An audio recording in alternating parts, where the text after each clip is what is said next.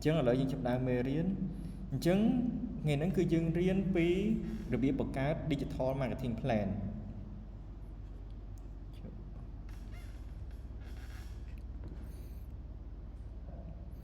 chẳng chạy sẽ đây muốn đời xa giờ tao mình group discussion để đời xa giờ tao bài chạy crom hơi chạy sẽ đây muốn chỉ tu tới khúc thế này thằng ó nó kia phía xa kia tẹt tông thằng ta sport online gì cứ chỉ kế ta bài giờ persona nó cứ chỉ kế hay negative bài giờ persona cứ chỉ vậy được kia như này tại lại dưới là xa giờ tao mình crom chẳng chờ ở kia dừng phía xa tê chăm chơi cho tụi mình riêng một chẳng rụp lập một đòn tiết cá biệt tật tì muối cứ dừng riêng tha đi thò mạng thiên cứ chiều vậy hay hẹn với one people của online nâng cứ chùm nói sầm khán để dừng thử đầu lừa tha people của online để xa tại entertainment information hay là communication hay cái nó cứ dừng vậy tại trong benefits of digital marketing và trong một tiết dừng vậy tại trong first steps of digital marketing hay bây giờ tật tí pí cứ dừng riêng tại trong search engine optimization content marketing social media marketing pay per click marketing digital display marketing affiliate marketing hay email marketing chẳng khi dướng chui trùm lật mê riêng xa mấy hay ai từ mở video để chờ record á hai bọn mình sẽ nụ ấy trong xua chờ chứng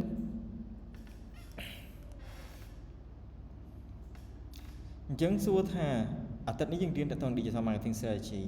chẳng khi dân chám nơi bây giờ cái digital marketing strategy cái thời bậc cao tại toàn tầng nắng marketing objective của dương sẵn đầu tiên muốn những cái đó lớn tại toàn tầng nắng awareness engagement and conversion khi dừng chơi xua mùi khi dân chám tại toàn tầng nắng digital marketing funnel mình cái này nên là cái chám này median copy ở tất TP khi dân chám tham marketing funnel mình cái này chắc đấy nó về để giúp các marketing objective nhưng thử mới tại trong marketing funnel phải dừng marketing funnel phải dừng miễn awareness engagement discovery evaluation loyalty purchase hay loyalty chẳng khi dừng mơ chấm nói chọn hàng làng mình chắc đấy món khi dừng khơi trong chấm nói nè để kia vậy thay marketing objective dừng phải out lớn tại trong đó nó awareness engagement and conversion chắc đây món dừng ai phải out lướt pi bay chấm nói nặng đôi chơi lực làng vậy á cái ai bắt đầu về từ lứa tại trong đường marketing phải nó đối chơi report mình chứ nhé còn tay head ấy ban chỉ chơi ao khi dân bắt đầu lứa tại trong bay chấm nói như sầm kham khi chăm chấm nói nứng á đôi xa ti muôi chấm nói tặng bay ní vía ở láng chỉ muôi nứng marketing khi để khi dân đừng thua head ấy đôi xa ti muôi dân cũng thua tại trong từ nứng brand tại trong hàng cà phê thời chứng chỉ tu tư và hàng cà phê dân kẹt toàn squat tệ chứng chấm nói ti muôi cứ dân thời thua nứng chương thua digital marketing strategy tam social media thường mấy cái đó ở cái score bây giờ chứ là nó trôi về này anh nói mình tha chùm nói ti mối dừng phải đào nó cứ ở về này chùm nói TP nơi P để cái score 2 dương thử ro cho sang marketing thường mấy cái đó ở cái engage chỉ mùi tăng content thôi dương tăng chỉ mùi hàng thôi dương chứ lại nó cứ cho sang để dương thử thường mấy cái engage nâng cao tính tùm định thôi dương đấy nè đưa mua cô bây giờ post tại toàn content tăng video được có đưa có photo ấy cái đó thường mấy nguyên engagement được like được share được có comment ấy nó cứ engagement hai sầmรับ conversion nó cứ miền này thà cứ thôi mấy cái đó ôi miền ca tỉnh chứ khi dân chám á conversion nè cho highlight này khi dân vô biệt tha conversion rồi sao biệt nó biệt bị chạy cả té hết chứ conversion miền này thà nơi p đại visitor take desire action đôi chiều cả tinh product được sign up rồi có fill form nó cái hai thằng conversion này chứ miền này theo conversion nó cứ chia scam of hiệp đại ở tại chung cuộc đại phơi dư nó có take action chỉ một brand phơi dư không nó take action miền ở vậy ta ở take action đôi cái tinh tầm định phơi dư cái take action cái sign up np để cái np ở tiêu hò dương miền form mùi dương trong ở tại chung những sign up form nó đưa có application đôi application chứ là nó có chia conversion này đưa cái dưới miền online form hay những chọn campaign chứ là nó kia conversion được nhiều đấy này xong rồi từ kia visit website của dương review ở mơ product của dương là nó chỉ action chứ mình này tha nó action đấy tại trên cụ đại của dương còn ធ្វើជាមួយនឹង brand របស់យើងអញ្ចឹងអានេះគេហៅថា conversion ណាអញ្ចឹងម្ដងទៀតនៅពេលដែលគ្នាយើងបង្កើតតាក់ទងទៅនឹង digital marketing strategy សម្រាប់ហាងកាហ្វេដែលគ្នាយើងកំពុងធ្វើហ្នឹងគ្នាយើងគួរតែផ្ដោតលើ awareness engagement និង conversion ឈើនិយាយថាគួរដោយសារតែគ្នាយើងអាចរើសចំណុចណាក៏ដោយក្នុងចំណោម3ហ្នឹងឬថែមលើពី3ហ្នឹងដោយផ្ដោតលើតាក់ទងទៅនឹង marketing funnel គ្នាយើងចាំ marketing funnel មានអីគេខ្លះនឹងមានម្ដងទៀត awareness engagement evaluation discovery purchase loyalty ចឹងមានន័យថាគ្នាយើងចង់ឲ្យគេផ្ដោតលើ stage ណាមួយចង់ឲ្យគេទិញ product របស់យើងចឹង purchase ហេចឹងគ្នាយើងអាចបង្កើត marketing objective ធ្វើមិនក៏ដោយដាក់ថា purchase ឬក៏ចង់ឲ្យគេមកទិញហើយម្ដងទៀតអានោះគឺយើងប្រើ loyalty ណាសម្រាប់ចំណុចសំខាន់មួយទៀតដែលគ្នាយើងត្រូវចាំដែលគេតែងតែ apply នៅពេលដែលគេបង្កើត marketing objective រហូតហ្នឹងដើម្បីវាស់ស្ទង់ថាតើ marketing objective របស់យើងហ្នឹងអាចទៅរួចអត់អញ្ចឹងគេប្រើ smart objective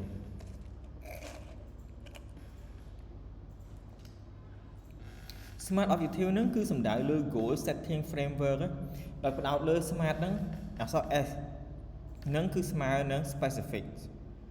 M គឺ measurable A achievable O គឺ relevant T គឺ time bound អញ្ចឹងមានន័យថានៅពេលដែលគ្នាយើងបង្កើតតាក់ទង marketing objective របស់គ្នាយើងត្រូវតែធ្វើមិនក៏ដោយ marketing ហ្នឹងឲ្យវា specific ឧទាហរណ៍បើយើងបង្កើត awareness យើងត្រូវ set ថា awareness នៅលើ Facebook 100នាក់ follow page យើងអញ្ចឹងក្នុងហ្នឹងឧទាហរណ៍marketing objective ហាងកាហ្វេរបស់យើងខ្ញុំចង់បង្កើត marketing objective ចង់ឲ្យមាន engagement follower ហ្នឹង100នាក់នៅលើ Facebook page របស់យើងរយៈពេល6ខែដើម្បី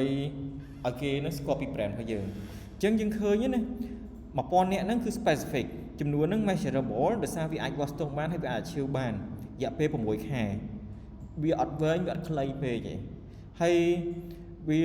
ផ្ដោតលើតទៅនឹង Facebook page របស់យើងទៀតអញ្ចឹងវា relevant ជាមួយ brand របស់យើងហើយ time bound របស់យើងហ្នឹងគឺ6ខែហ្នឹងអញ្ចឹងមានន័យថានៅពេលដែលយើងបង្កើត marketing objective គឺយើងត្រូវតែ make sure ថា marketing របស់យើងហ្នឹងគឺប្រើ smart objective ដែលយើងអាចវាស់ស្ទង់បានដែលវា specific វាអាចវាស់ស្ទង់បានអាចជោគជ័យបានវា relevant ជាមួយ brand របស់យើងហើយវាមាន time bound រយៈពេលដែលយើង implement ច្បាស់លាស់អាហ្នឹងគ្នាយើងត្រូវធ្វើព្រោះនៅពេលដែលគ្នាយើងបង្កើតទៅក្នុង marketing objective ឈើនឹងសួរគ្នាយើងឯងថាតើយើងប្រើ smart objective អត់ហើយថាតើចំណុចទាំងអស់ដែលគ្នាយើងលើកឡើងហ្នឹងតើវាត្រូវចំណុចមួយណាក្នុងចំណោម specific measurable achievable relevant ឬក៏ time bound ត្រង់ចំណុចប៉ុណ្ណឹងគ្នាយើងមានជាសំណួរឯងមានសំណួរអាចសួរបានឥឡូវដោយសារតែចំណុចហ្នឹងគឺសំខាន់ដោយសារគ្នាយើងត្រូវ apply ទៅក្នុង marketing page របស់គ្នាយើងបាទសួស្ដីឈើបាទឈើបាទដោយសារតែខ្ញុំតែជួញមិញដោយសារមុននឹងអត់លឺអញ្ចឹងខ្ញុំអាចសុំឈើ review បន្តិចបានទេបកក្រោយមក smart បន្តិចបានទេឈើអូខេតែមិញតើតើនឹង objective ឡើង awareness engagement conversion ហ្នឹងតើនេះត្រូវហ៎អត់តដល់ឈើដោយសារតែចូលមកមិនព្រមអត់លឺដល់ពេលខ្ញុំរីជួញឡើងវិញមួយសារទៀតទៅបានលឺឈើនិយាយអូខេអត់អីយើងអាចចំណុចខាងលើហ្នឹងចាំចូលទៅមើលវីដេអូពេល record ហើយឥឡូវឈើបញ្ចូលតើត smart objective ហ្នឹងហើយដោយសារនៅពេលយើងបង្កើតតើតទៅនឹងdigital marketing objective របស់យើងត្រូវធ្វើមិនក៏ដោយយើងប្រើ smart objective របស់យើងហ្នឹងដើម្បីវាស់ស្ទង់ថាតើយើងអាចធ្វើ objective មួយហ្នឹងវាជោគជ័យអត់អញ្ចឹងដើម្បីវាស់ស្ទង់បានជាទូទៅ smart ហ្នឹងវាជា goal setting framework ដែល smart ហ្នឹងអក្សរ S ហ្នឹងគឺ specific M measurable អាចវាស់ស្ទង់បាន A achievable មានន័យថាអាចជួយជោគជ័យបាន O ហ្នឹងគឺ relevant ជាមួយនឹង brand របស់យើងអត់ time bound ហ្នឹងគឺរយៈពេលដែលយើង implement ថាតើរយៈពេលហ្នឹងគឺច្បាស់លាស់ហើយអាច achieve វាបានអត់ហ្នឹងហើយអញ្ចឹងឧទាហរណ៍សម្រាប់ហាងកាហ្វេរបស់យើងនៅពេលយើងបង្កើត marketing objective ផ្ដោតលើ awareness អញ្ចឹងឧទាហរណ៍ម្ដងទៀតអញ្ចឹងមានន័យថាបើឈើកំណត់មានន័យថាឈើចង់បង្កើតឲ្យឈើចង់ run digital marketing campaign ឲ្យមានអ្នក follow page page ហាងកាហ្វេ Porsche ហ្នឹង Facebook page ហាងកាហ្វេហ្នឹង 1000 នាក់ក្នុងរយៈពេល 6 ខែអញ្ចឹងមានន័យថា 1000 នាក់គឺ specific សួរថា 1000 នាក់ហ្នឹងអាចវាស់ស្ទង់បានអត់វាស់ស្ទង់បានរយៈពេល 6 ខែហ្នឹង achievable អត់ដោយសារ time frame ហ្នឹងគឺវាអត់ 1000 នាក់ចំនួនហ្នឹងវាអត់វារយៈពេល 6 ខែវាអត់យូរពេកវាក៏អត់ឆាប់ពេកដែរអញ្ចឹងមានថាវា relevant តែបើគ្នាយើងដាក់មកថាអូខេមួយរយៈពេល 6 ខែសួរថានឹងអាច achievable អត់អាហ្នឹងវាអត់អាច achievable ទេតាមការវាស់ស្ទង់ណាអញ្ចឹងគ្នាយើងត្រូវមើលទៅអាហ្នឹងបន្តមកទៀតសួរថា relevant ជាមួយ brand របស់យើងអត់វា relevant ដោយសារវាផ្ដោតទៅនឹង Facebook page របស់ហាងកាហ្វេហ្នឹង time bound គឺ 6 ខែហ្នឹងអញ្ចឹងទើបថានៅពេលដែលគ្នាយើងបង្កើតទៅ marketing objective គ្នាយើងត្រូវផ្ដោតលើទៅនឹង specific ទៅនឹង smart objective អញ្ចឹងជាក់ស្ដែងហ្មងជាទូទៅសិស្សនៅពេលដែលច្រឡំគាត់អាចច្រឡំដាក់ជាភាគរយមានន័យថាគាត់ចង់បង្កើត digital marketing campaign ឲ្យគេស្គាល់ទៅនឹងbrand របស់គាត់តាមរយៈ Facebook ហ្នឹង increase awareness ហ្នឹង 6% សួរថា 6% បើហាងកាហ្វេនោះអត់ទាន់មាន Facebook page ទេសួរថាយើងអាចវាស់ស្ទង់បានទេអត់អាចវាស់ស្ទង់បានទេដោយសារទី1យើងដឹងថា 6% ហ្នឹងស្មើចំនួនប៉ុន្មានប៉ុន្តែគ្នាយើងអាចប្រើអាហ្នឹងបាននៅក្នុងក្រុមហ៊ុនឧទាហរណ៍យើងកាន់ brand ឲ្យក្រុមហ៊ុនឧទាហរណ៍ទឹកបរិសុទ្ធមួយទឹកបរិសុទ្ធហ្នឹងគាត់មាន brand ហើយគាត់មាន Facebook page របស់គាត់ហើយអញ្ចឹង Facebook page របស់គាត់ហ្នឹងមាន 100k follower ឧទាហរណ៍អញ្ចឹង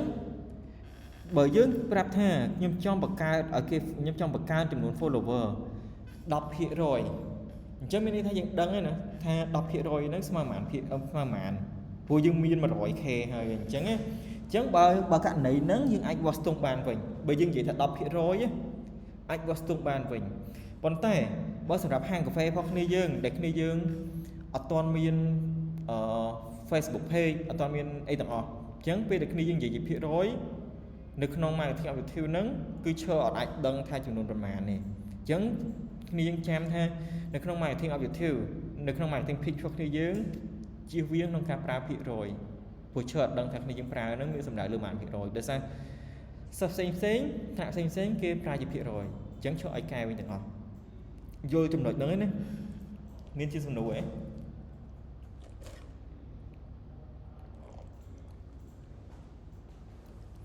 គ្នាយើងមានសំណួរសួរឲ្យហើយ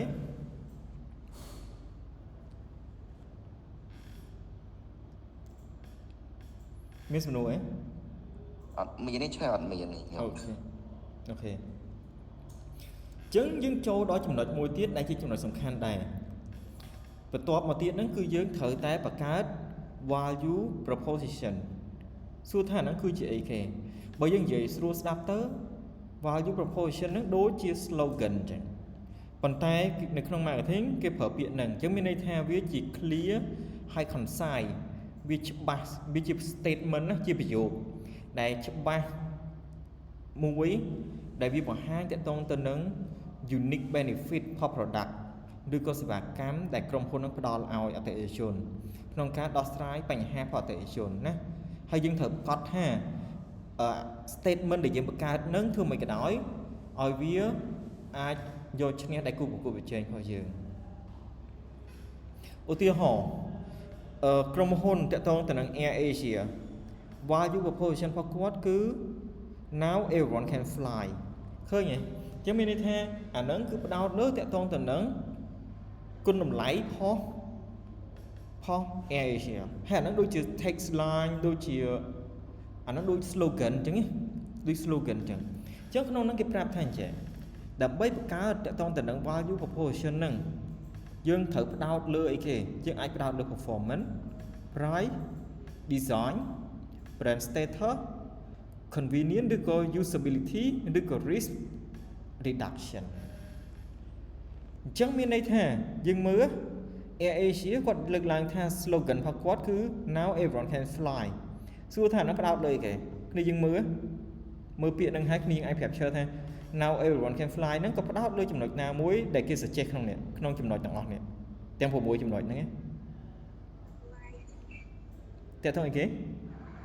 price ហ្នឹងហើយគឺតើតើនឹង price មានន័យថាដោយសារយើងផ្ដោតអរគុណដោយសារយើងដឹងហើយថាair ticket គ្រប់ airline ទាំងអស់គឺថ្លៃអញ្ចឹងនៅពេលដែលគាត់និយាយថា everyone can fly មានន័យថាតម្លៃរបស់គាត់ហ្នឹងគឺសមរម្យដែលគ្រប់គ្នាអាច afford បានហើយគាត់អាចទិញសំបុត្រយន្តហោះបានអញ្ចឹងគ្នាយើងនៅពេលដែលគ្នាយើងបង្កើតតទៅ slogan ឬក៏យើងហៅថា value proposition ហ្នឹងគឺយើងត្រូវផ្ដោតលើចំណុច6ហ្នឹងមួយក្នុងចំណោម6ហ្នឹងហើយគ្នាយើងត្រូវបង្កើតវាសម្រាប់ហាងកាហ្វេរបស់យើងដោយសារទី1 value proposition ហ្នឹងគឺធ្វើឲ្យគេនឹងចាំថា brand យើងជានរណាធ្វើអីគេផ្ដល់សេវាកម្មអីគេគុណតម្លៃរបស់យើងអីគេហើយ value proposition ហ្នឹងដែរគឺយើងប្រើនៅលើរាល់ communication និង marketing material ទាំងអស់ឧទាហរណ៍ brochure flyer នៅលើកែវបើយើងមានហាងកាហ្វេនៅលើកែវនៅលើតកតង app របស់យើងនៅលើ Facebook របស់យើងនៅលើការ design ផ្សេងនៅលើវីដេអូគឺយើងត្រូវដាក់ slogan នឹងទាំងអស់ដើម្បីឲ្យគេចាំតកតង product របស់យើងថាយើងផ្ដល់អីគេហើយតើមិនបានតែគាត់ត្រូវជ្រើសរើសយើងណាដូច KFC អញ្ចឹង finger licking good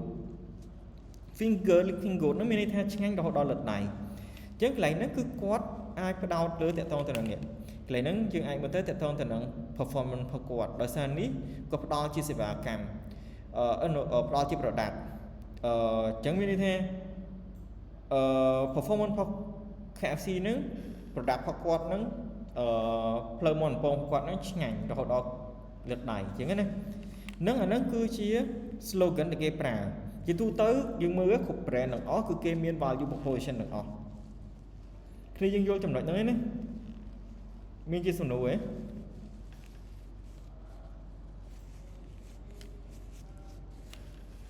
បើមានសំណួរអាចសួរបានដោយសារចំណុចហ្នឹងសំខាន់ណា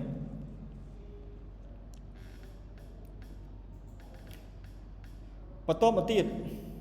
ចំណុចនេះក៏ជាចំណុចសំខាន់មួយទៀតដែរគឺយើងនិយាយតាក់ទងទៅនឹង SWOT analysis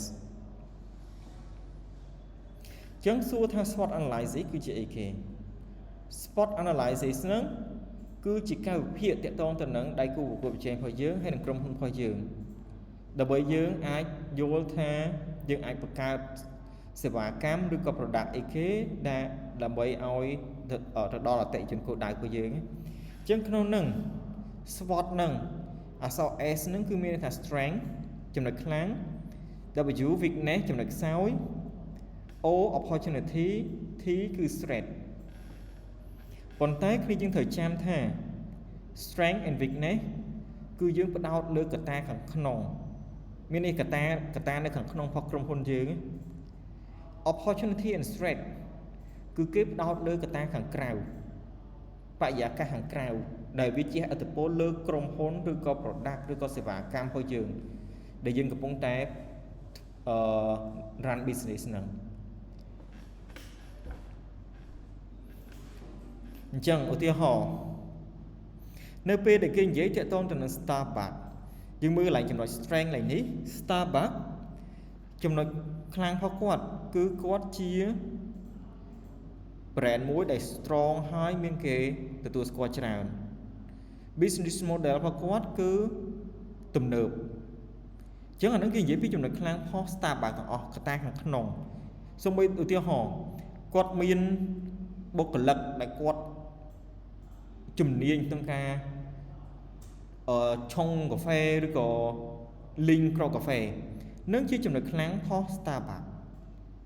ហ្នឹងគេនិយាយពីកត្តាខាងក្នុងឯណាតែគេនិយាយតែកត្តាខាងក្នុងរបស់ក្រុមហ៊ុននឹងផ្ទាល់សម្រាប់ weakness វិញម្ដងគឺគេនិយាយពីចំណុចខ្សោយរបស់ក្រុមហ៊ុនកត្តាខាងក្នុងដូចគ្នាដែរអញ្ចឹងឧទាហរណ៍ Starbucks ជាទូទៅគាត់ depend លើ single product line តែតើនឹងកាហ្វេអញ្ចឹងអានឹងអាចធ្វើឲ្យគាត់នឹងមានឱកាសក្នុងការគាត់ bridge តើតទៅនឹង product line ផ្សេងទៅទៀតកាហ្វេផ្សេងទៅទៀតទេអញ្ចឹងឬមួយដូចជាឧទាហរណ៍កត្តាខាង weakness កត្តាខាងក្នុង Starbucks បុគ្គលិករបស់គាត់អត់មានជំនាញការឆុងកាហ្វេឬក៏អីអញ្ចឹងអាហ្នឹងគឺជាកត្តាខាងក្នុងផងក្រុមហ៊ុន Starbucks អត់បានផ្ដល់ឱកាសឲ្យបុគ្គលិកគាត់ពង្រឹងជំនាញរបស់គាត់បន្ថែមអាហ្នឹងជាកត្តាខាងក្នុងទៀតអញ្ចឹងអាហ្នឹងជាចំណុចខ្សោយផលកត្តាខាងក្នុងដល់ពេលបើយើងនិយាយតទៅនឹង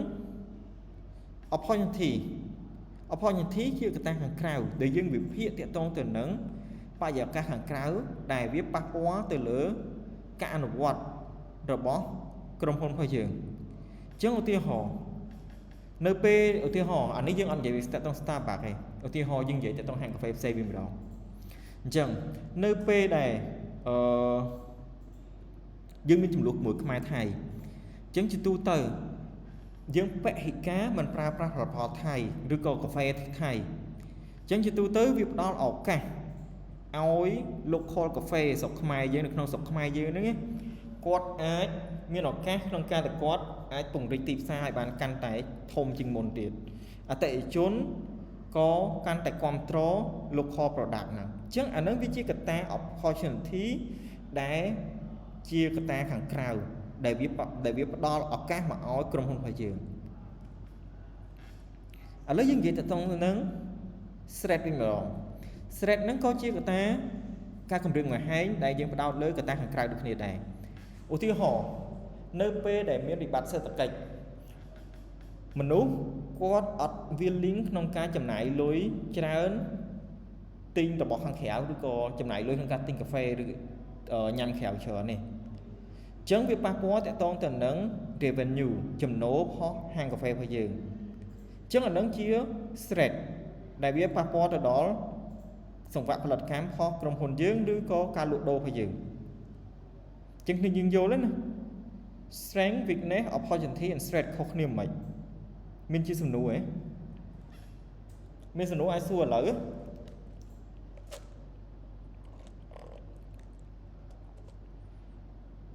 គ្នាយើងមានសំណួរហ៎អត់មានទេឆើខ្ញុំអត់មានគ្នាយើងច្បាស់តកតងទៅនឹង SWOT analysis ហ៎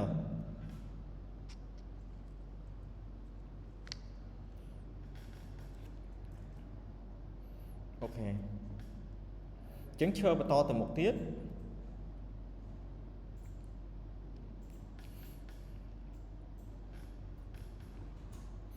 អញ្ចឹង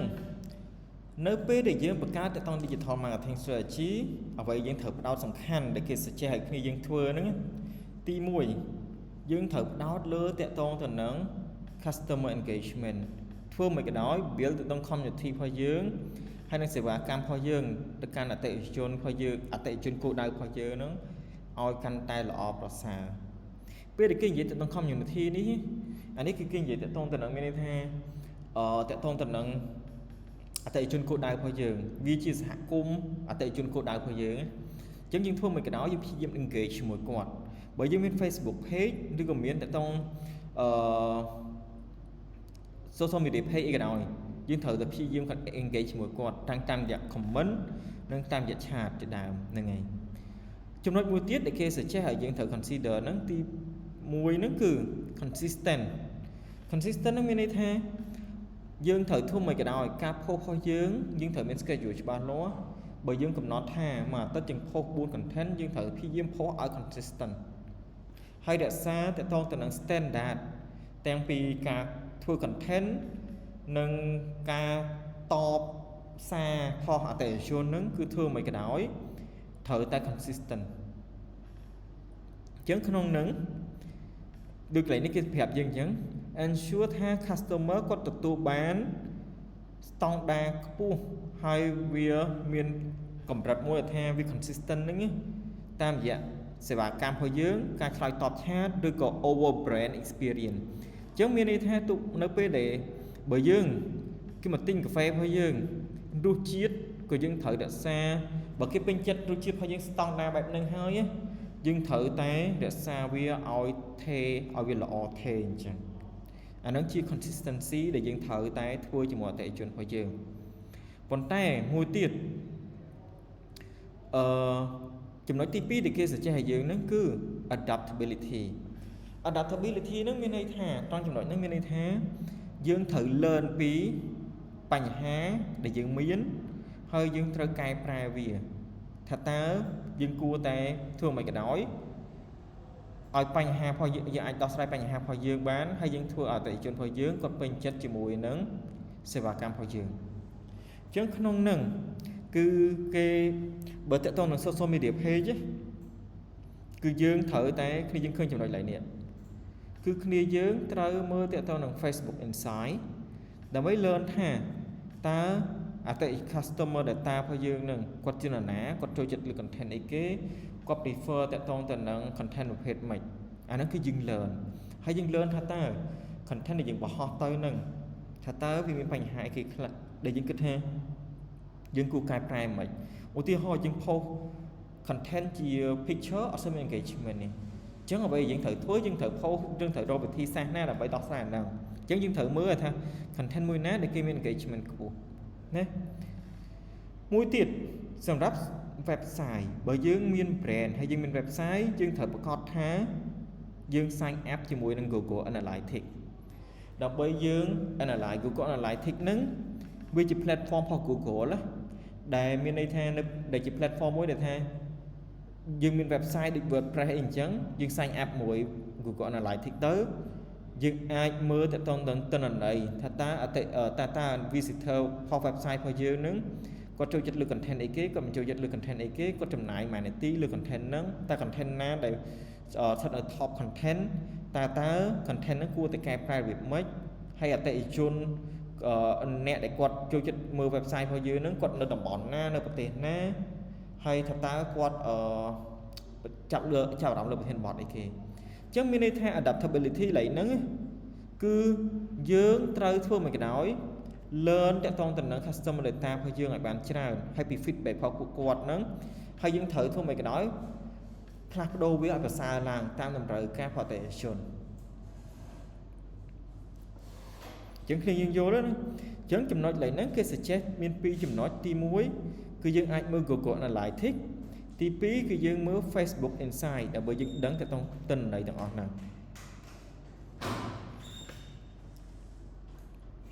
អញ្ចឹងឈើទៅមកចំណុចទៀតអញ្ចឹងក្នុងចំណុចកន្លែងនេះគឺគេនិយាយតាក់ទងទៅនឹង Digital Marketing Strategy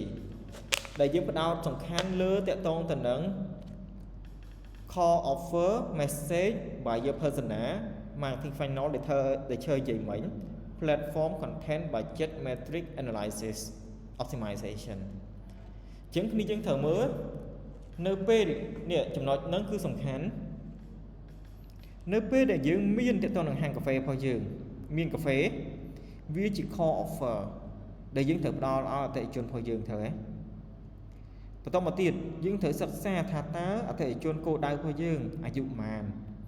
អ្នកណាគេនៅណាសិស្សសាលាឬក៏មិនតើគាត់ចូលចិត្តរសជាតិប្រភេទម៉េចយើងត្រូវស្វែងយល់តាក់ទង buyer persona របស់គាត់បន្ទាប់ពីសិក្សាពី buyer persona ហើយយើងត្រូវតែសិក្សាតាក់ទង marketing objective អញ្ចឹង marketing funnel ឡើយហ្នឹងគឺយើងសិក្សាពី marketing objective ថាតើយើងអាចផ្ដល់សេវាកម្មអីគេខ្លះយើងចង់ឲ្យគាត់នឹងស្គាល់ពី brand របស់យើងឲ្យគាត់នឹង engage ជាមួយ content របស់យើងឬចង់ឲ្យគាត់ទិញ product របស់យើងអញ្ចឹងយើងមើលតាក់ទង marketing funnel ថាតើយើងចង់ផ្ដោតលើអីគេជាមួយនឹងអតិថិជនគោលដៅរបស់យើងបន្តមកទៀតគឺយើងត្រូវសិក្សាតាក់ទង platform នឹងសួរថាតើយើងចង់បង្កើតតាក់ទងទៅថាអតិថិជនគោលដៅរបស់យើងហ្នឹងគាត់ប្រើអីគេច្រើនជាងគេ Facebook TikTok Instagram ឬក៏គាត់ប្រើ app delivery app ដែលយើងអាចដាក់តាក់ទងទៅកាហ្វេរបស់យើងនៅលើ app ហ្នឹងបានថាតើគាត់ត្រូវការថាតើភាគច្រើនគាត់នៅលើ platform មួយណាអញ្ចឹងយើងត្រូវសិក្សា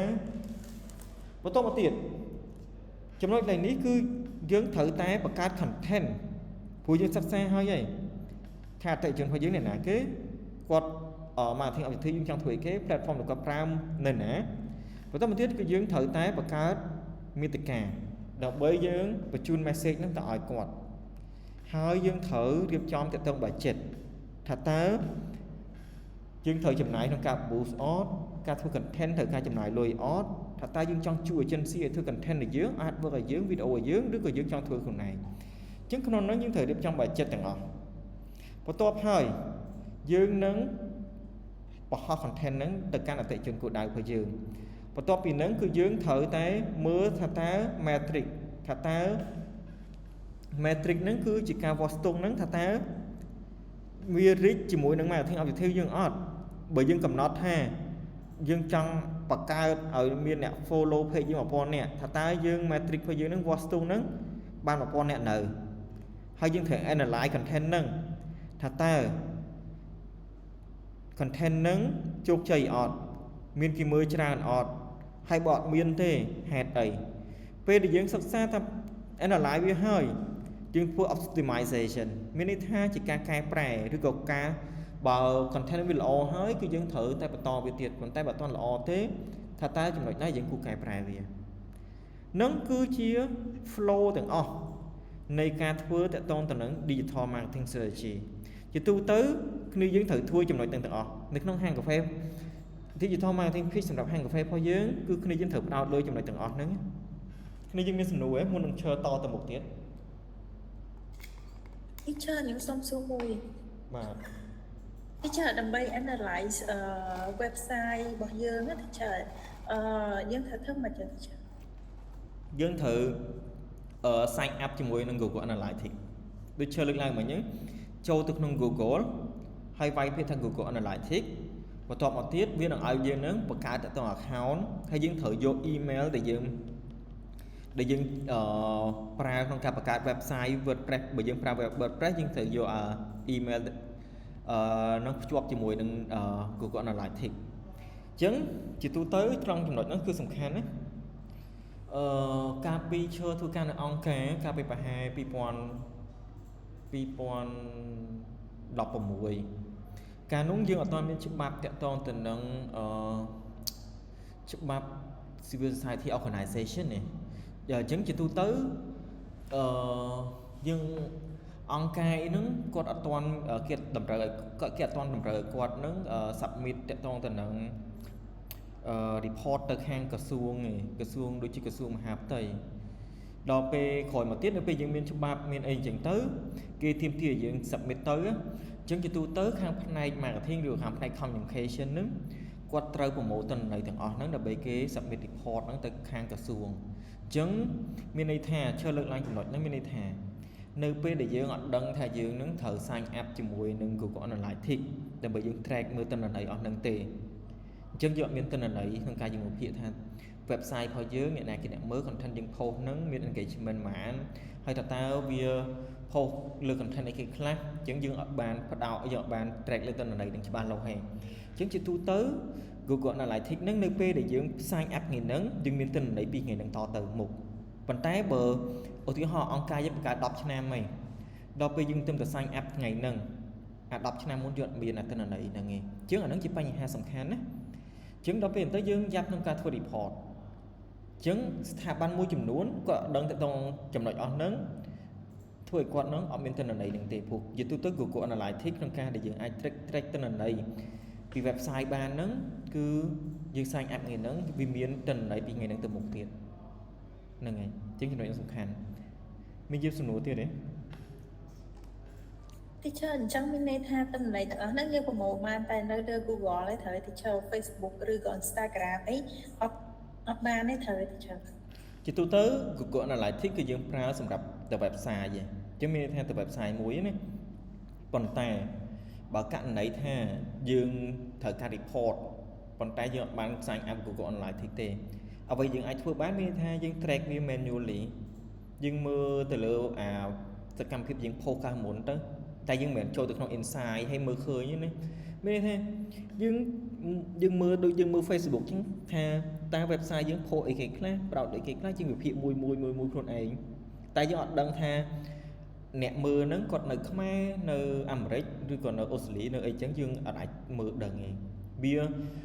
យើងអាចមើលបានប៉ុន្តែគ្រាន់ថាវាអត់ទូលំទូលាយដូចនៅពេលយើង sign up ជាមួយ Google Analytics ទេមានន័យថានៅយើង post content A នៅលើ website ហ្នឹងជាទូទៅក្នុង WordPress យើងមើលដឹងថា content ហ្នឹងអ្នក view ប៉ុន្មាននិយាយទៅវាមាន insight ដូចគ្នាប៉ុន្តែគ្រាន់តែវាអត់ collectively analyze យើងដូចនៅពេលយើង sign up ជាមួយ Google Analytics ទេហើយ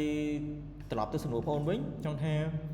នៅពេលដែលយើងប្រើ Google Analytics ជាទូទៅគឺប្រើសម្រាប់ website ឯងប៉ុន្តែបើ Facebook ងាយដោយសារ Facebook content ទាំងអស់យើងប្រើទៅនឹង Facebook Insight ហ្នឹងដែលយើងអាចចូលមើលបានដូចជាបង្ហាញពីអតីតមុនណាហើយ TikTok អីក៏មានហើយ Instagram ក៏មានដូចគ្នាដែរតែចាប់ទៅ website មួយដែលយើងត្រូវ sign up ជាមួយ Google Analytics ហ្នឹងហើយមានជាសំណួរទៀតទេ teacher ខ្ញុំសុំមួយទៀត teacher ដោយសារតែសប្តាហ៍មុនខ្ញុំអត់ទាន់ SEO អញ្ចឹង teacher SEO ក៏ធ្វើការតែនៅលើ website ដែរត្រូវទេ teacher ជាក់ស្ដែងនៅពេលយើងនិយាយទៅក្នុង SEO ពីច្រើនយើងផ្ដោតលើ website ប៉ុន្តែជាទូទៅ SEO ពេលយើងនិយាយ SEO ហ្នឹងគឺយើងផ្ដោតទៅក្នុង algorithm ហ្នឹងគឺជាការប្រមូលផ្ដុំទិន្នន័យពីអតិថិជនទូទៅទាំងអស់ហ្មងនៅលើ social media នៅលើ internet ទាំងអស់អញ្ចឹងជាទូទៅ SEO ទោះបីជាគេផ្ដោតលើ website ច្រើនមែនប៉ុន្តែនៅពេលដែលយើងបង្កើតទាក់ទងនឹង social media content យើងក៏ត្រូវបញ្ចូល SEO ហ្នឹងនៅក្នុងហ្នឹងដែរព្រោះនៅពេលយើងនិយាយទាក់ទង SEO គឺយើងផ្ដោតសំខាន់ទាក់ទង keyword ប៉ុន្តែចង់ថាអាហ្នឹងយើងផ្ដោតសំខាន់ទាក់ទង keyword ណាប៉ុន្តែមើលមេរៀនកាពីអតីតមុនយើងមិននិយាយទាក់ទងទៅ keyword មួយទេគឺយើងនិយាយទាក់ទងទៅនឹង link ទាក់ទងនឹងការសរសេរ content និយាយទាក់ទងទៅនឹងការ analyze ទាក់ទងទៅនឹងរបៀបសរសេរអីចឹងទៀតអញ្ចឹងវាមាន format របស់វា SEO មានច្រើនហើយយើងត្រូវធ្វើមួយ Google Analytics ទៀតអញ្ចឹងមានន័យថាដោយសារវាជាផ្នែកមួយសំខាន់គឺ keyword អញ្ចឹងមានន័យថានៅពេលដែលយើងប្រើ keyword សម្រាប់ search engine optimization SEO ហ្នឹងជាមួយនឹង Google Ads សម្រាប់ website ប៉ុន្តែបើយើងបានប្រើវាជាមួយនឹង Facebook content ឬក៏ TikTok ឬក៏ social media content ទាំងអស់វានឹងជួយរុញដូចគ្នាដែរព្រោះដូចឈើបង្ហាញពីអតីតមុនមានន័យថានៅពេលយើងចង់បាន keyword ហ្នឹង strategy មួយគឺយើងយើង search មើលទៅក្នុង answer the public ឧទាហរណ៍នៅពេលយើងមានហាងកាហ្វេអញ្ចឹងជាទូទៅយើងអត់ដឹងថាអូខេ content ប្រភេទណាដែលគេចាប់អារម្មណ៍ច្រើនឬគឺគេកំពុងតាមដានច្រើននេះអញ្ចឹងយើងវាយថា coffee ភ្នំពេញអញ្ចឹងអ្វីដែលវា load មកមានន័យថាឧទាហរណ៍ថាគេ load មកគេ draw តាក់ទងទៅនឹង ice latte ឬ ice matcha latte អញ្ចឹងមានន័យថានៅពេលយើងធ្វើតាក់ទង content គឺយើងផ្ដោតតាក់ទងហ្នឹងឯងព្រោះហ្នឹងគឺជា keyword សំខាន់អញ្ចឹងយើងអាចបញ្ចូល keyword ហ្នឹងនៅពេលយើងធ្វើ content សម្រាប់ website របស់យើងពេលយើងធ្វើ Google Analytics Google Ads គឺយើងត្រូវបញ្ចូល keyword ហ្នឹងនៅក្នុង Google Ads ដូចគ្នាដែរដើម្បីឲ្យគេ search នៅលើ Google ទៅវា pop up ហើយបើយើងបានបញ្ចូល keyword ហ្នឹងនៅក្នុងតាក់ទង content របស់យើងឬក៏ caption ដែលយើង share នៅក្នុង social media ទាំងអស់ Facebook page អីចឹងវាជួយរុញឲ្យគេមើលឃើញដូចគ្នាដែរដោយសារដូចយើងត្រឡប់មកវិញអញ្ចឹងអ្វីដែលធ្វើការនៅក្នុង social media ទាំងអស់គឺ algorithm ហើយ algorithm ហ្នឹងគឺមានន័យថាគឺជាការប្រមូលទិន្នន័យផលអតិថិជនលើ internet ទាំងអស់បន្ទាប់មកទៀត platform មួយហ្នឹង Facebook TikTok Instagram អីហ្នឹងគឺវា analyze ហើយវានឹងសិក្សាថាអតិថិជនមួយហ្នឹងគាត់ចូលចិត្ត content បែបណាអញ្ចឹងហើយទើបឈើលើកឡើងថាអូខេ Facebook បងប្អូនអាច load មាតិកាតាមតម្រូវការបងប្អូនដែលបងប្អូនជាទូទៅបងប្អូនចូលចិត្តមើលឬក៏បងប្អូន search មើលច្រើនឬក៏តាមចំណាប់អារម្មណ៍បងប្អូនអញ្ចឹងណាតែផុសឈើខុសពីគ្នាហេតុអីដោយសារតែ algorithm ផុស platform នីមួយហ្នឹងគាត់ analyze ពីចំណង់ចំណូលចិត្តឬក៏ការចាប់អារម្មណ៍ឬក៏ behavior online behavior របស់យើងពេលដែលនិយាយទៅក្នុង online behavior កន្លែងហ្នឹងមានន័យថាសូម្បីតែរយៈពេលដែលយើង scroll លើ content មួយរយៈពេល1នាទី scroll លើមើលវីដេអូមួយរយៈពេល1នាទីវានឹងវិភាគពេលដែលវាវិភាគហើយដល់ standard វាថាអូខេជាទូទៅ standard របស់ Facebook អាចថាអ្នកមើលពី1នាទីឡើងទៅមានន័យថាគាត់ចាប់អារម្មណ៍លើ content ប្រភេទ A ហ្នឹងឯងអញ្ចឹងបើយើងមើល behavior របស់យើងនៅពេលគេនិយាយទៅក្នុង behavior របស់យើងអញ្ចឹងបើយើងមើលលើកពី1នាទីយើងចាប់អារម្មណ៍ A ហ្នឹងអញ្ចឹងឲ្យក្រោយមកទៀត Facebook នឹងគឺ run content ប្រភេទហ្នឹងឲ្យយើងមើលទៀតនឹងហើយជាហេតុផលដែលថាយើងទាំងអស់គ្នាហ្នឹងអ្វីឃើញនៅក្នុង social media របស់យើងគឺខុសគ្នាទៅវិញទៅមកហើយហេតុអីបានជានឹងជាកត្តាមួយដែលថាហេតុអីបានជាពេលយើងមើល content A ហ្នឹងហើយវា load content ដែលស្តីនឹង A ហ្នឹងឲ្យយើងមើលថែមទៀតដោយសារតែវា analyze ហ្នឹងហើយវា analyze ហ្នឹងវាច្រើនកត្តាដូចឈើលើកឡើងមកអញ្ចឹងpreference របស់យើងចំណាប់អារម្មណ៍របស់យើង online behavior SEO app ដែលយើងប្រើវា analyze ទាំងអស់ចឹងហើយទើបការប្រើប្រាស់របស់យើងនៅលើ TikTok នៅលើ Facebook វាអាចឃើញ content ខុសៗគ្នាដែរដោយសារការប្រើប្រាស់ platform នីមួយៗយើងប្រើប្រាស់តាមតម្រូវការយើងផ្សេងៗគ្នាដូច TikTok ចឹងយើងប្រើសម្រាប់ការកម្សាន្តឬអីអញ្ចឹងឬក៏យើងមើលទៅទៅនឹង fashion អីចឹងវាលោតទៅ fashion មកឲ្យយើងឯងប៉ុន្តែបើយើងតាមដាននៅលើ Facebook តាមដានទៅព័ត៌មានចឹងវាលោតទៅព័ត៌មានមកឲ្យយើងណាយល់ទៅក្នុងចំណុចហ្នឹងឯងយល់ teacher អរគុណច្រើន teacher អរគុណមកមកពីកន្លះអូខេចឹងយើងតទៅមុខទៀតចឹងគ្នាយើងត្រូវចាំចំណុចនេះទាំងអស់ណា Digital Marketing Strategy ដែលឈើបញ្យល់ទាំងអស់ហ្នឹងគ្នាយើងត្រូវចាំដោយសារគ្នាយើងនៅពេលគ្នាយើងធ្វើតាក់ទង Digital Marketing Campaign ហ្នឹងគឺគ្នាយើងផ្ដោតលើទាំងអស់ហ្នឹងហើយមិនមែនតែគ្នាយើងធ្វើតាក់ទង Marketing Campaign សម្រាប់មុខវិជ្ជាថ្នាក់ឈើទេណានៅពេលដែលគ្នាយើងឧទាហរណ៍គ្នាយើងធ្វើការនៅក្នុង Marketing Agency គ្នាយើងត្រូវតែ apply rule នឹងទាំងអស់ចំណុចទាំងអស់ហ្នឹងទៅក្នុង marketing page ដូចគ្នាហើយរាល់សកម្មភាពដែលគ្នាយើងធ្វើនៅក្រុមហ៊ុនឬក៏នៅតាមអង្គការរាល់សកម្មភាព campaign ណាមួយក៏ដោយគឺគ្នាយើងត្រូវតែ analyze លើចំណុចទាំងអស់ហ្នឹងឧទាហរណ៍បើគ្នាយើងធ្វើអង្គការដែលលើកកម្ពស់តាក់ទងនឹងការប្រឈប់អំពើហិង្សាចំពោះស្ត្រីអញ្ចឹងមានន័យថាយើងត្រូវ message របស់យើងហ្នឹងគឺយើងបញ្ឈប់អំពើហិង្សាលើស្ត្រីយើងត្រូវតែវិភាគថាតើអតិថិជនគោលដៅរបស់យើងអ្នកណាគេដែលយើងចង់អប់រំគាត់ឲ្យគាត់ស្វែងយល់ពីបញ្ហានៃអំពើហិង្សាហើយនឹងការប្រឈប់អំពើហិង្សាអញ្ចឹងកន្លែងហ្នឹងគឺយើងធ្វើតាក់ទងទៅនឹង audience analysis វាគ្រាន់តែដូរ key term ឯងពេលនៅក្នុង business គឺយើងហៅថា buyer persona មានន័យថាព័ត៌មានអំពីអ្នកទិញប៉ុន្តែនៅពេលយើងនិយាយតាក់ទងទៅនឹង campaign នៅតាមអង្គការយើងត្រូវនិយាយថាវាជាការវិភាគតាក់ទងទៅនឹងអតិថិជនគោលដៅរបស់យើង audience analysis ហ្នឹងក្នុងការដែលយើងបញ្ជូន message ដល់គាត់បន្តមកទៀតយើងត្រូវបង្កើតជា objective របស់យើងថាតើយើងចង់ធ្វើអីគេយើងចង់អប់រំគាត់ឲ្យគាត់ស្វែងយល់អាហ្នឹងជា awareness អប់រំគាត់ឲ្យគាត់ស្វែងយល់ពីបញ្ហាអំពើហិង្សានិងការប្រឈមអំពើហិង្សាឬការគ្រងអារម្មណ៍ខ្លួនឯងដើម្បីកុំឲ្យមានបញ្ហាអំពើហិង្សាក្នុងគ្រួសារអញ្ចឹងអាហ្នឹងគឺជា objective របស់យើងវាគ្រាន់ដូរពី marketing objective ទៅជា campaign objective ផងសកម្មភាពក្នុងការយើងធ្វើហ្នឹងទេបន្តមកទៀតយើងត្រូវជ្រើសរើស platform ថាតើពួកគាត់ស្ដាប់អីគេឬក៏មើលអីគេពេលយើងនិយាយ platform ជាទូទៅយើងនិយាយទៅ social media ប៉ុន្តែយើងត្រូវគិតមួយទៀតថាសម្រាប់អ្នកដែលគាត់អាច access អ៊ីនធឺណិតបានចុះបើយើងចង់អប់រំអ្នកដែលគាត់នៅតំបន់ដាច់ស្រយាលដូចជានៅខាងរតនគិរីមណ្ឌលគិរីអញ្ចឹងអ៊ីនធឺណិតអាចបំផាត់សម្រាប់គាត់អញ្ចឹងដើម្បីលុបបំបាត់អំពើហិង្សាឬក៏បញ្ហាផ្សេងៗហ្នឹងយើងអាចប្រើជា visual ក្នុងការផ្សព្វផ្សាយអញ្ចឹងយើងត្រូវសិក្សាថា visual ណាដែលអាចទៅដល់សហគមន៍នៅក្នុងខេត្តរតនគិរីបន្តមកទៀតយើងត្រូវធ្វើមាតិការបៀបម៉េច content នេះដើម្បីយើងផ្សព្វផ្សាយពីបញ្ហានៃអំពើហិង្សាហ្នឹងអញ្ចឹងយើង list down មកមានអីគេខ្លះមានដូចជាផលលំបាកឬក៏បញ្ហាដែលបង្កឡើងដោយអំពើហិង្សាវិធីសាស្ត្រក្នុងការទប់ស្កាត់អំពើហិង្សាការគ្រប់គ្រងអារម្មណ៍កុំឲ្យមានអំពើហិង្សាការស្វែងយល់ពីគ្នាឬក៏ការ negotiation ដើម្បីទប់ស្កាត់អំពើហិង្សាក្នុងគ្រួសារឬអីអញ្ចឹងទៅអញ្ចឹង content យើងត្រូវបង្កើតឃើញទេយើងត្រូវបង្កើតបន្តមកទៀត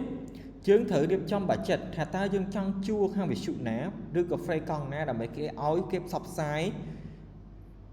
campaign ដែលលុបបំបាត់អំពើហិង្សាហ្នឹងឲ្យយើងបន្ទាប់ពីយើងផ្សព្វផ្សាយហើយយើងត្រូវធ្វើការវាស់ស្ទង់ប្រើ matrix ថាតើវាបានទៅដល់គោលដៅអតិថិជនរបស់យើងគោលដៅអត់អ្នកស្ដាប់របស់យើងអត់អ្នកទស្សនារបស់យើងអត់អញ្ចឹងបន្តមកទៀតយើង analyze ថាតើអត្ថប្រយោជន៍វាមិនដែរបើវាជោគជ័យល្អប៉ុន្តែវាអត់ជោគជ័យទេយើងត្រូវធ្វើ optimization យើងធ្វើការកែប្រែវាកែប្រែ content កែប្រែទៅតាម platform ឬក៏កែប្រែទៅតាម marketing objective ឬក៏យើងកែប្រែទៅតាមអតិថិជនគោលដៅរបស់យើងដែលយើងកំណត់នេះថាជួនកាលទៅយើងសិក្សាដំបូងទៅវាអត់ច្បាស់ដល់ពេលយើងយកទៅ implement អត់សូវមានអ្នកស្ដាប់ដោយសារអតិថិជនគោលដៅយើងអត់ត្រូវអញ្ចឹងយើងកែប្រែវា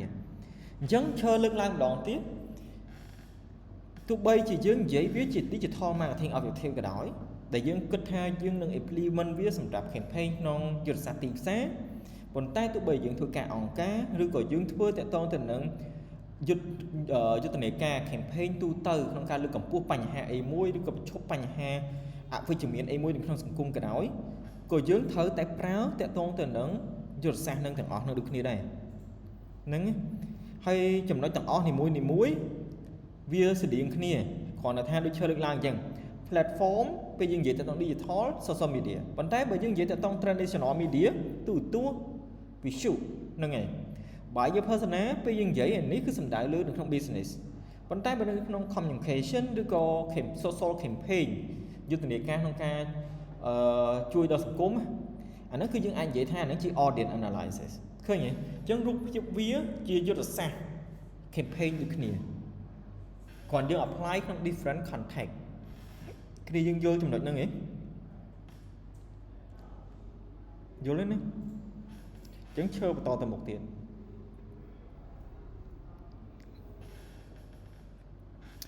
chẳng trong nói lại ní kiên vậy thà call offer nâng message chẳng chỉ tu tới cái trong sầm đại lơ thà nếu biết để dương miếng product A mùi còn ta bây giờ trong và chun tới một độ pi xanh kia dương mới persona Aនិង persona B mà độ pi xanh kia message pop A ហ្នឹងក៏ត្រូវបែងចែកខុសគ្នាដែរឧទាហរណ៍បើ persona A គាត់ពីអាយុ18ទៅ20ឆ្នាំ message A នេះគឺត្រូវផ្ដោតលើអ្នកដែលវ័យក្មេងតែគាត់ជាមនុស្សវ័យជំទង់អញ្ចឹងទៅអញ្ចឹង message ទី1គឺខុសពី message ទី2ហើយ message ទី1និងទី2ហ្នឹងក៏ខុសពី message ទី3ដែលយើងបញ្ជូនទៅ persona B នេះដែលគាត់ជាមនុស្សដែលអាយុច្រើនជាង persona A នឹងដែរអញ្ចឹងtrongចំណុចហ្នឹងឈរចង់លើកឡើងថានៅពេលដែលយើងសិក្សាតាក់ទងទៅនឹងអតិថិជនគោលដៅរបស់ហាងកាហ្វេរបស់យើងត្រូវសិក្សាឲ្យច្បាស់យើងត្រូវបែងចែកតាក់ទងទៅនឹងអាយុរបស់គាត់ចំណូលចំណាយរបស់គាត់ដោយសារតែអីដោយសារតម្រូវការរបស់ពួកគាត់ខុសៗគ្នាឧទាហរណ៍នៅពេលដែលអតិថិជនគោលដៅរបស់យើងគាត់ជាមនុស្សដែលពីអាយុ18ទៅអាចថា25ឬក៏ក្រោម30គាត់អាចគាត់អាចចូលចិត្តញ៉ាំផ្អែមឬគាត់អត់ទាន់បារម្ភតាក់ទងទៅនឹងបញ្ហាសុខភាពទេប៉ុន្តែបើគាត់ពីអាយុ30ឬក៏35ឡើងគាត់អាចជាមនុស្សដែលគាត់បារម្ភសុខភាពជាងមានន័យថាគាត់អត់ចូលចិត្តញ៉ាំផ្អែមទេដោយសារគាត់ខ្លាចឡើងជាតិស្ករឬក៏គាត់ខ្លាចមានបញ្ហាអីផ្សេងៗតាក់ទងនឹងការញ៉ាំផ្អែមច្រើនអញ្ចឹងយើងឃើញនៅក្នុងសង្គមខ្មែរទូទៅក្មេងៗឥឡូវគាត់និយមញ៉ាំរបស់ផ្អែមច្រើនដែលធ្វើឲ្យប៉ះពាល់តាក់ទងទៅនឹងបញ្ហាជាតិស្ករឬក៏ជំងឺទឹកនោមផ្អែមហ្នឹងហើយប៉ះពាល់ដល់ការខូចកលៀនខូចអីចឹងទៅអញ្ចឹងយើងឃើញហ៎នឹងក៏ជាអ្វីដែលយើងត្រូវសិក្សាដែរមានន័យថានៅពេលយើងផ្ដល់សេវាកម្មមួយឬក៏យើងបង្កើតទៅនឹង product នៅក្នុងហាងកាហ្វេមួយការ promote ទៅលើអតិថិជនគោលដៅក្មេងនិងមនុស្សវ័យជំទង់ឬក៏មនុស្សចាស់ហ្នឹងយុទ្ធសាស្ត្រខុសៗគ្នាហើយយុទ្ធសាស្ត្រខុសៗគ្នា message របស់យើងបង្កើតហ្នឹងទៅឲ្យគាត់ហ្នឹងក៏ខុសៗគ្នាដែរត្រង់ចំណុចហ្នឹងគ្នាយើងមានសំណួរទេ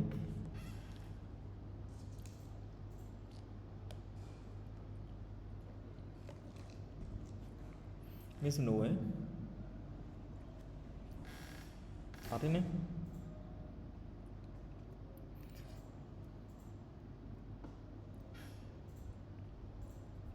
ចំណុចមួយទៀតដែលយើងនិយាយតាក់ទងទៅនឹង buyer persona សួរថា buyer persona គឺជាអីគេដែលឈើនិយាយដែរមិញហ្នឹងវាជាចំណុចសំខាន់ buyer persona ហ្នឹងគឺមានន័យថាជាព័ត៌មានអំពីអតិថិជនគោលដៅរបស់យើងដែលយើងបានតាមរយៈការធ្វើការសិក្សាស្រាវជ្រាវ marketing research ឬក៏តាមរយៈទិន្នន័យមួយដែលច្បាស់លាស់ដែលយើងទទួលបានហើយព័ត៌មានទាំងអស់ហ្នឹងគឺផ្ដោតលើអីគេគឺផ្ដោតលើ demographic information behavior motivation goal ឬក៏ pain point này ហ្នឹងគឺបញ្ហាប្រឈមរបស់គាត់ដើម្បីយើងអាចធ្វើ marketing strategy ឲ្យកាន់តែ effective ហើយយើងអាច personalize campaign របស់យើងមានន័យថាយើងអាច បើកើតយុទ្ធសាស្ត្រទីផ្សារឲ្យចំជាមួយនឹងពួកគាត់ផ្ទាល់ហ្មងអញ្ចឹងគ្នាយើងម្ដងទៀតបាយ persona ហ្នឹងវាជាព័ត៌មានពីអតិថិជនរបស់យើងដែលគេផ្ដោតលើ demographic នេះមានអីគេមានដូចជា age អាយុរបស់គាត់ភេទរបស់គាត់ការរស់នៅរបស់គាត់នៅណាចំណូលរបស់គាត់នឹងគឺជា demographic information motivation ថាតើគាត់ចូលចិត្តអីគេគាត់មិនចូលចិត្តអីគេ behavior ថាតើគាត់ behavior នៅលើ platform នៅលើ online ឬក៏នៅ offline ថាតើគាត់ចូលចិត្តអីគេឬមិនចូលចិត្តអីគេដូចគ្នាដែរគាត់ចូលចិត្តប្រើប្រាស់ Facebook ឬក៏មិនឬក៏ប្រើប្រាស់ TikTok អាហ្នឹងជា behavior របស់គាត់ណាអញ្ចឹងយើងត្រូវសិក្សាទៅដល់ចំណុចទាំងអស់ហ្នឹងនឹងជា buyer persona នេះយើងមានសំណួរអត់ទេណាបាទឆើខ្ញុំចង់សួរមួយច្រើនបាទពាក់ព័ន្ធជាមួយនឹងbehavior ហ្នឹងបានន័យថាតើយើងធ្វើមិនបានយើងដឹងពីអតិថិជនរបស់យើងថាគាត់ចូលចិត្តអីមិនចូលចិត្តអីចឹងចំណុចហ្នឹងល្អដោយសារចំណុចហ្នឹងក៏ពិតយើងសិក្សានៅពេលយើងនិយាយទៅទៅនឹង marketing audience analysis តែយើងអាចសង្កេតមើលមិនបានដឹងចឹងchứជាក់ស្ដែងអាហ្នឹងមេរៀនខាងមុខទៀតតែឈើនិយាយឲ្យហ្មងដោយសារគ្នាយើងសួរជាក់ស្ដែងហ្មងចំណុចទាំងអស់ហ្នឹងហ្មងមិនមែននិយាយទៅនឹង behavior ទេ demographics motivation goal ឬក៏ pain point ជា challenges ឬក៏បញ្ហារបស់គាត់ដែលយើងសិក្សាពីបញ្ហាហ្នឹងហើយយើងផ្ដល់ជាដំណោះស្រាយគាត់អញ្ចឹងសួរសត្វទិន្នន័យទាំងអស់ហ្នឹងយើងបានមកពីណាជាទូទៅគេធ្វើ marketing research ហ្នឹងគេធ្វើតាមរយៈពីរសំខាន់ដែលយើងហៅថា mixed methodology ទី1ហ្នឹងគឺគេធ្វើតាមរយៈការ survey ទី2គឺយើងធ្វើតាមរយៈ interview ចឹងហើយទើបយើងឃើញនៅពេលដែលគេបង្កើតទៅ product អីមួយអញ្ចឹងក្រុមហ៊ុនគេធំគេចុះ survey ផ្ទាល់ឬក៏ទៅសភាជាមួយនឹងអតិថិជនគោលដៅពួកគេផ្ទាល់ហ្មងឬក៏អតិថិជនទូទៅដើម្បីគេស្វែងយល់ទៅថាតើអតិថិជនក៏ចង់បានអីគេពីតាមរយៈទីផ្សារហ្នឹងចឹងសួរថា survey ហើយនិង interview ខុសគ្នាមិននៅក្នុង marketing research ហ្នឹងអាហ្នឹងទិន្នន័យទាំងអស់ហ្នឹងដូចបងអូនសួរមកអញ្ចឹងមានន័យថាគេបានពីការធ្វើ survey និង interview ហ្នឹងអញ្ចឹង survey មានន័យថាគេបានទិន្នន័យជាចំនួនជាភាគរយប៉ុន្តែគេអត់អាចឆ្លើយបានគេពិបាកមិនមែនថាគេអាចឆ្លើយបានគេពិបាកក្នុងការឆ្លើយចំនួនដែលថា how and why នៅពេលយើងធ្វើ survey ឧទាហរណ៍បើយើងមានហាងកាហ្វេយើងសួរគេថាតើក្នុង menu ភេសជ្ជៈទាំងអស់ហ្នឹងមាន ice latte matcha មាន green មានice cappuccino មានអីចឹងទៅកាហ្វេដូងអីចឹងទៅថាតើអតិថិជនយើងជាទូទៅគាត់ចូលចិត្តញ៉ាំអាណាជាងគេយើងអាចទៅបានទិន្នន័យមក 80% គាត់ជ្រើសយក ice latte ប៉ុន្តែយើងអត់ដឹងទេថា how and why អញ្ចឹងជាទូទៅគេត្រូវធ្វើទៅតាមនឹង interview មួយថងទៀតដើម្បីគេសភាថាហេតុអីបានអ្នកចូលចិត្ត ice latte ហេតុអ្វីបានអ្នកមិនចូលចិត្ត matcha latte អញ្ចឹងទិន្នន័យទាំងអស់ហ្នឹងគឺគេបានពីការធ្វើ marketing research ដែលឈើលើកឡើងហ្នឹងយើងធ្វើពីទី1គឺ survey បានតែទិន្នន័យទេបានភាគរយទេប៉ុន្តែយើងធ្វើតាក់ទងទៅនឹង interview ដើម្បីឆ្លើយសំណួរ how advice ឲ្យបានច្បាស់ក្រៅពីហ្នឹងយើងឃើញចំណុចឡើងនេះដែលគេនិយាយទៅក្នុង real data សួរថា real data ហ្នឹងបានពីណាមក real data ហ្នឹងបើក្រុមហ៊ុនធំគេបានពី sales team អញ្ចឹងមានន័យថាឧទាហរណ៍ក្រុមហ៊ុនទឹកបរិសុទ្ធធំស្រុកខ្មែរយើងមួយគាត់មានទិន្នន័យផលអតិថិជនមានទិន្នន័យផលដៃគូបញ្ជាទិញផលគាត់មានទិន្នន័យច្រើនតាក់ទងនឹងអតិថិជនអញ្ចឹងជាទូទៅដោយសារ sales team គាត់ចុះទៅផ្ទាល់នៅក្នុងទីផ្សារហ្មងអញ្ចឹងបើយើងធ្វើការនៅក្រុមហ៊ុនលក់ទឹកបរិសុទ្ធអញ្ចឹងឬក៏ក្រុមហ៊ុនលក់អីដែលធំអញ្ចឹងគេមានទិន្នន័យអស់ហ្នឹងអញ្ចឹងយើងអាចយកទិន្នន័យអស់ហ្នឹងពីខាង sales team ហើយយកមកវិភាគដូចគ្នាដែរអញ្ចឹងចំណុចមាន2ពី marketing research និងពីខាង sales team អញ្ចឹងហើយក្នុង marketing research នៅពេលយើងធ្វើតាក់ទង survey ឬ interview ដែលយើងហៅថា methodology ដើម្បីយើងស្វែងយល់តាក់ទងទៅនឹង demographic information behavior ឬក៏ motivation ឬក៏ goal ឬក៏ challenges pain point ផងអតិថិជនយើងហ្នឹងដើម្បីយើងសិក្សាហើយយើងផ្ដល់ជាដំណោះស្រាយនិងបង្កើតសេវាកម្មធ្វើម៉េចឲ្យតាមតម្រូវការផងអតិថិជនគោលដៅរបស់យើងហ្នឹងហើយមានជាសំណួរទៀតទេ បាទឈើសំសួរបន្តិចទៀតអាហ្នឹងបើសម្រាប់ក្រុមហ៊ុនធំអញ្ចឹងយើងអាចធ្វើ survey ធ្វើអីបានអញ្ចឹងណាបាទប៉ុន្តែបើសិនជាយើងលើកមកជាលក្ខណៈដូច business family ដែលយើងមានត្រឹមតែបុគ្គលិក5នាក់អីតែអាហ្នឹងយើងពិបាកក្នុងការរកទិន្នន័យដល់ឈើជាទូទៅយើងនិយាយថាម្បាក់អត់ជាទូទៅវាមិនម្បាក់ឯងបើយើងកំណត់ scope ច្បាស់លាស់ដោយសារបើក្រុមហ៊ុនគេធំនៅពេលយើងធ្វើទៅទៅនឹងទិន្នន័យការវិភាគទៅទៅអតិថិជនអញ្ចឹងជាទូទៅគេធ្វើ survey ឬក៏ interview ហ្នឹងមួយមនុស្សរាប់ពាន់នាក់ឧទាហរណ៍កាលពេលលើកមុនឈើធ្វើទៅទៅនឹងការសិក្សាពីការប្រើប្រាស់វិទ្យុស្រុកខ្មែរយើងដោយសារយើងផ្លាស់ប្ដូរពីការប្រើប្រាស់វិទ្យុបែបប្រពៃណីអាវិទ្យុដែលប្រើ frame កង់វិទ្យុតាមផ្ទះហ្នឹងមកប្រើទៅនឹង digital media វិញអញ្ចឹងការនោះឈើចុះ survey ហ្នឹងដោយសារតែប្រភេទការសិក្សាហ្នឹងវាធំអញ្ចឹងជាទូទៅការនោះកំណត់500នាក់យើងធ្វើ online ផងចុះទៅខេត្ត 4-5 នៅខេត្តកំពង់ធំកំពង់ចាមបាត់ដំបងសៀមរាបដល់នឹងយើងភាសភាមួយអ្នកនៅរតនគិរីខ្លះអញ្ចឹងសួរថាចុះបើយើងមានអតិថិជនបើយើងមានគ្នាត្រឹម4-5នាក់តែយើងធ្វើមិនចឹងមានន័យថាយើងអត់អាចយកកំណត់ scoop បានធំដល់ថ្នាក់ហ្នឹងទេហើយម្យ៉ាងទៀតយើងក៏អត់អាចយើងក៏អត់ចំណាយលុយទៅសិក្សាធំដល់ថ្នាក់ហ្នឹងដែរឧទាហរណ៍បើយើងចង់សិក្សាពីយើងមានហាងកាហ្វេហើយយើងចង់សិក្សាពីអតិថិជនគោលដៅរបស់យើងតើតើនឹងកាហ្វេរបស់យើងអញ្ចឹងអ្វីយើងកំណត់ scoop នៃការងាររបស់យើងហ្នឹងគឺយើងត្រឹមតែសភាមួយមនុស្សឧទាហរណ៍20នាក់ដែលគាត់រស់នៅតំបន់ជិតនឹងនៅជិតហាងកាហ្វេលោកទីតាំងជិតហាងកាហ្វេយើងក៏អត់គួរទៅធ្វើធំពេកដល់ថ្នាក់មួយខណ្ឌទូកោកឬអីដែរព្រោះវាអត់ប្រយោជន៍ប៉ុន្តែយើងអាចសិក្សាយើងមើលទៅថាអូខេហាងកាហ្វេរបស់យើងនៅណានៅជិតអូខេនៅជិតសាលា IT Step Academy នៅខណ្ឌទូកោកហ្នឹងអញ្ចឹងអ្វីយើងសុភាពបើយើងអតិថិជនគោលដៅរបស់យើងកំណត់ក្នុងចិត្តថាយើងចង់លក់ឲ្យកូនសិស្សហ្នឹងអញ្ចឹងយើងអាចធ្វើ survey មួយពួកគាត់ទៅខ្ទង់20នាក់40នាក់ទៅដើម្បីចង់ដឹងថាតើពួកគាត់ចូលចិត្តក្រៅពី drink តើយើង drink ក៏ចូលចិត្តអីគេហើយក្រៅពី drink យើងអាចបង្កើត menu អីគេផ្សេងទៀតដើម្បីតាក់ទាញពួកគាត់អញ្ចឹងយើងអាចកំណត់ត្រឹម20នាក់ឬក៏30នាក់ហ្នឹងហើយអញ្ចឹងទើបថាយើងសួរថាម្បាក់អត់យើងអត់ម្បាក់ទេបើយើងកំណត់ scope work ច្បាស់ហើយយើងស្វែងយល់ថាតើអ្នកណាដែលយើងគិតថាគាត់អាចថាជា potential buyer របស់យើងអតិថិជនគោលដៅរបស់យើងហើយយើងធ្វើការ survey ឬក៏សភាពមួយពួកគាត់តិចតួចពីអ្នកនៅជុំវិញហ្នឹងព្រោះវាតាម scope of work នៃ business របស់យើងដែរប៉ុន្តែបើសម្រាប់ក្រុមហ៊ុនធំជាទូទៅគេចំណាយខាងក្រុមការងារច្រើនហើយគេទិន្នន័យរបស់គេប្រមូលតួលេខគេច្រើនដូចគ្នាដែរហ្នឹងហើយមានយើងសំណួរបន្តទៀតទេអត់មានទេឆើអត់មានទេអស់ហើយឆើអូខេមានគ្នាយើងម្នាក់គាត់សុំចូលតែគាត់ថាបើឈើបើកឲ្យចូលទៅត្រូវបិទ slide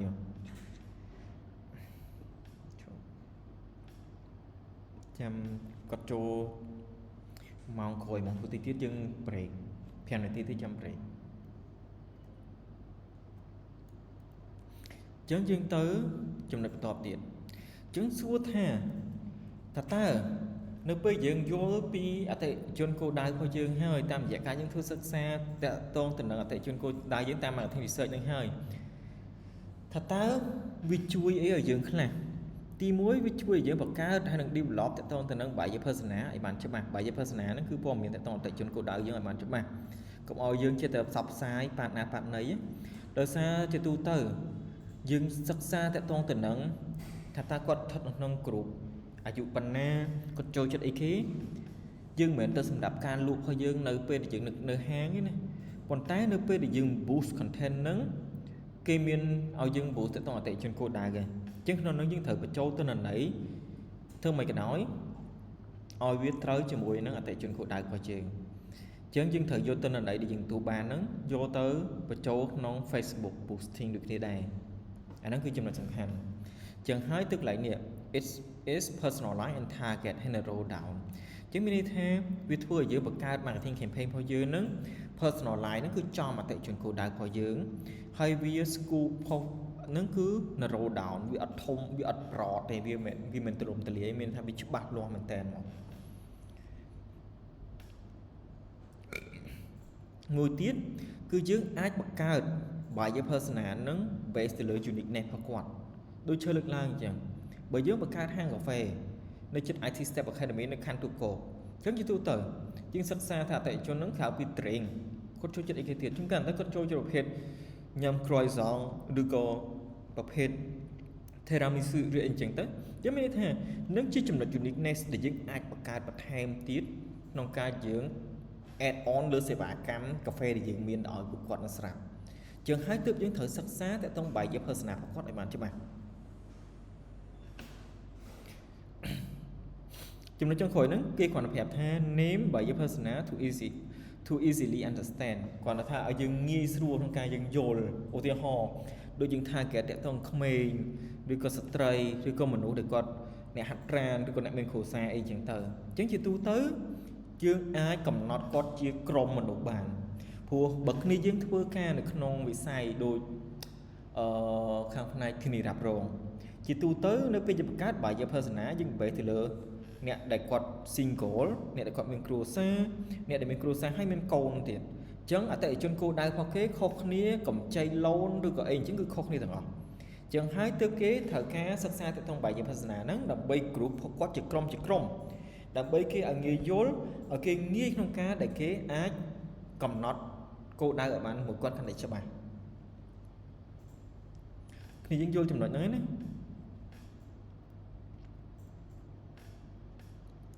ចំណុចកន្លែងនេះសំខាន់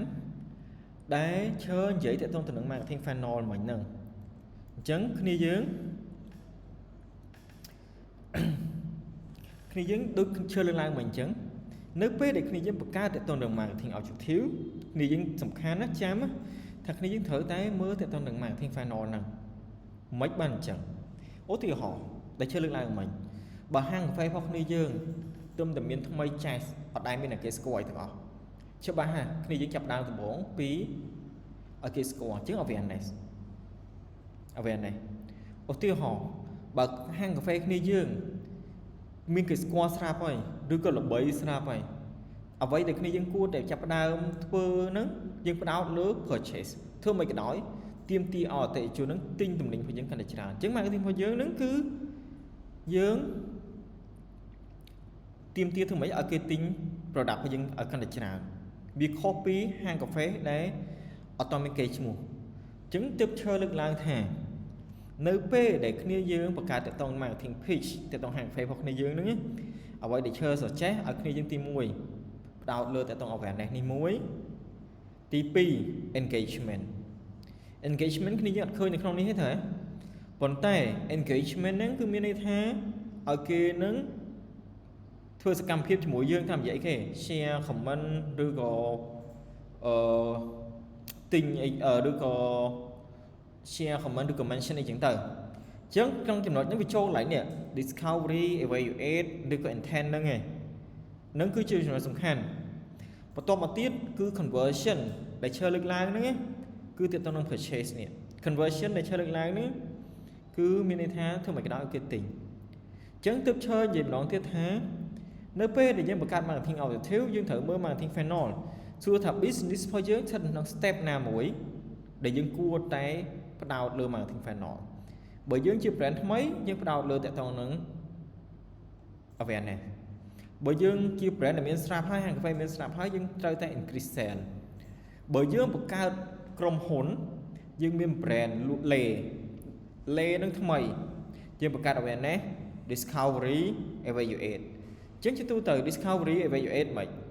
discovery នោះគឺយើងជួខាង influencer ឲ្យគេ promote តាក់ទង product របស់យើងដើម្បីឲ្យគេចាប់អារម្មណ៍ឲ្យគេស្វែងយល់បន្តមកទៀតគេវាតម្លៃថាតើគុណភាពរបស់លេយើងនឹងវាល្អអត់ហើយទើបយើងផ្ដោតលើ intent ហើយ purchase ហ្នឹងគឺចាប់ដើមទិញទំនិញរបស់យើងហ្នឹងហើយអញ្ចឹងទើបនិយាយថាតើនៅពេលយើងបង្កើត marketing អញ្ចឹងទើបនិយាយថានៅពេលយើងបង្កើត marketing យើងគួរតែផ្ដោតលើទាំងអស់ហ្នឹងអញ្ចឹងមានសំណួរគេសួរថាអញ្ចឹងឈើខ្ញុំមានហាងមួយប៉ុន្តែខ្ញុំគួរផ្ដោតលើចំណុចណានៅក្នុង marketing objective ហ្នឹង នៅក្នុង marketing funnel នេះគួរផ្ដោតលើចំណុចណាចម្លើយគឺសួរវិញថាតើហាងបងប្អូនហ្នឹងគិតថាស្ថិតក្នុង stage ណាមួយហើយនៅក្នុងចំណោមទាំងអស់ហ្នឹងថាតើហាងកាហ្វេហ្នឹងអត់តមានគេស្គាល់ទេឬក៏មានគេស្គាល់ហើយបើអត់មានគេស្គាល់ទេគឺយើងត្រូវបង្កើតទៅទាំង awareness ឲ្យគេស្គាល់ប៉ុន្តែបើយើងមានគេស្គាល់ហើយ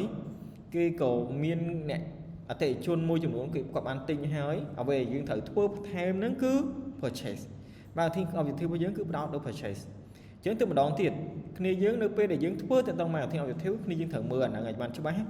ហើយគ្នាយើងឃើញអាហ្នឹងជា marketing funnel ដែលវា shape ពីតលាយរហូតមកចុះដល់ specific រហូតដល់ loyalty គ្នាយើង loyalty នេះមានន័យថាបើគ្នាមកប្រែទៅមានន័យថា